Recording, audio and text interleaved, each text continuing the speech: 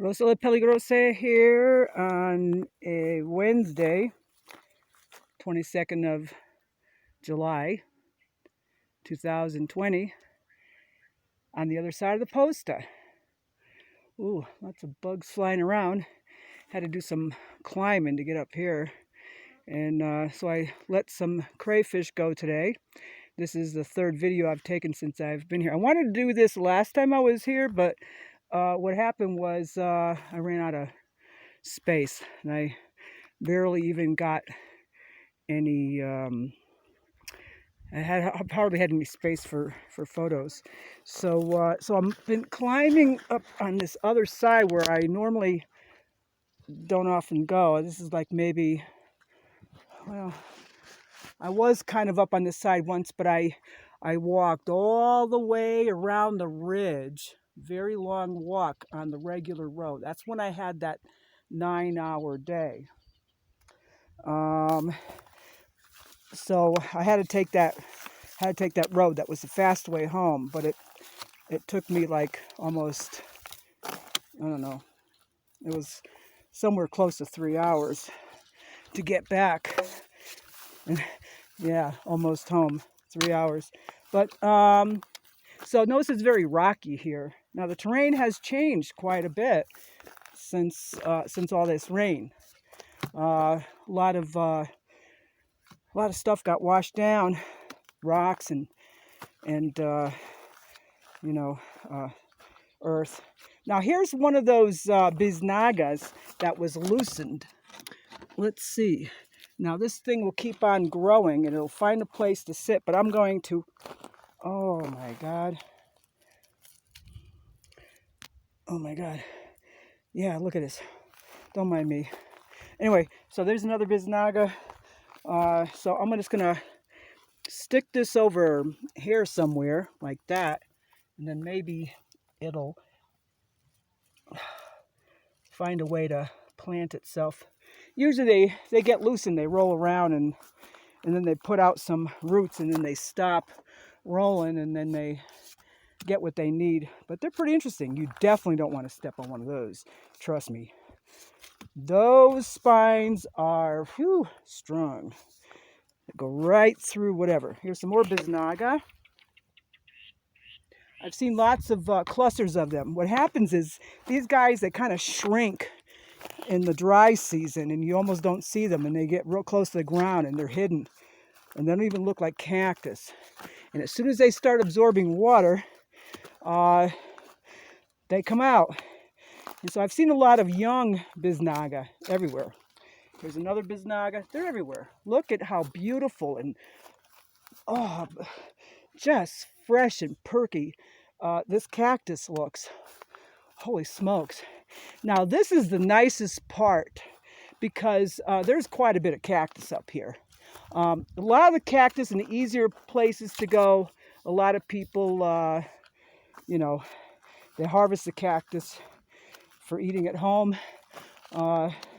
You've got the vaqueros or anybody who camps up here will, what they'll do is they'll strip some cactus and then they'll, get the spines off and then they roast it on the fire. They eat those, which works very good. You can bring some beef jerky or some lamb or sheep jerky or any kind of a jerky, turkey jerky, huh? Look at, now these are succulent plants coming out. When it's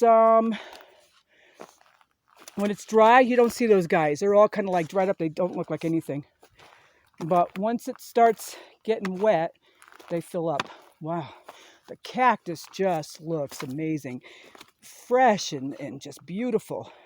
And wow, look at all the fruit on this one. So the fruit on this one's getting kind of perky. I don't think it looks ready to pick yet. But if I come up here regularly, I'll be able to start picking some of that fruit. Alexis likes the fruit that's yellow on the outside and green on the inside. And me, I don't care. I like the red ones too. But I still got some red ones at her house that I picked a while ago, I think last week. But look at this. See, it's not just one type of prickly pear cactus. Different types. Now look at the spines on this one. And sometimes even the shape of the pads are different colors of the pads. But look, they turn into these big trees. They're huge. Now this is a different type. Look at the spines on that cactus. Okay, a little different. Now, this cactus looks different than that cactus, but it might be the same type, but it's, look at the spines on that. Now let's go look at another cactus, and this one's a different type. They're all in the same genus, I'm pretty sure, the same family of cactus. Look at that. Look at the spines on those. Those are different. Okay, so there's all types of prickly pear cactus here. And then there are some, you don't run into them as often, but there are some where the spines are so short you can't even see them. They're like close to the pores. And, but they still have spines, but they're just very short. And there's one fruit that is ripening, and there's a tree full of this epiphytic plant. Looking pretty scary. Here's one of those trees. That was the one they sent everybody a heart from one of these trees, and this is a young one. I would love to be able to do bonsai with that tree. But you know, I haven't been in Mexico, but oh shit. It's just been 4 months.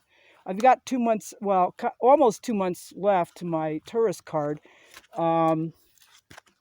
So, you know, I need to extend that, and I'll be applying for my residence this year. But Armando's got to be here, so I can't do anything till he gets here. And hoping to rent a house or a ranch or something and get things set up. Because I would like very much to invite some of you folks here as visitors to come and enjoy the hills, or we can go traveling to other cities in Mexico, whichever you like. Because I'm fluent in Spanish, it's not perfect Spanish, but you could pretty much drop me off anywhere and I'm good to go. And I could be a guide, and you're not going to get that anywhere. You know, if you're a friend of mine, well, you got somebody here to take you through Mexico and see the kind of things that other people don't get that opportunity to see. All right, lots of people would love to have that opportunity and don't know anybody. Well, you could pay a service to bring you through. Well, you don't want to do that. You got me. All right, now there's some people, of course, that would never take me up on that offer, but that's okay because I wouldn't offer everybody. Only some people. More cactus. And here I am today. Don't look like anything special. I'm wearing a hat that I picked up for Valia, but I've been wearing it, so it's going to be dirty by the time I give it to her. But, oh, what's this? Oh, so what's that? No clue. Well, what is that growing out of the leaves? Something I don't know about. Maybe flower? I don't know. I don't know much about this tree. Of course, you know, with time I will learn. You know, hasn't been easy living here in Mexico for the time that I've been here. Been living quite primitively, and there have been some very strange people that I've had to deal with. Some of them related to family. Some of them I'm living with. Oh, there's a baby one of those trees. Now imagine taking that tree and then making it a bonsai. Rob O'Halloran would love it. Now I want you to see something here. Now look at these cactus that are very close to the ground. You see how they're in there, man. Now this is another type of cactus. This is a mammillaria cactus.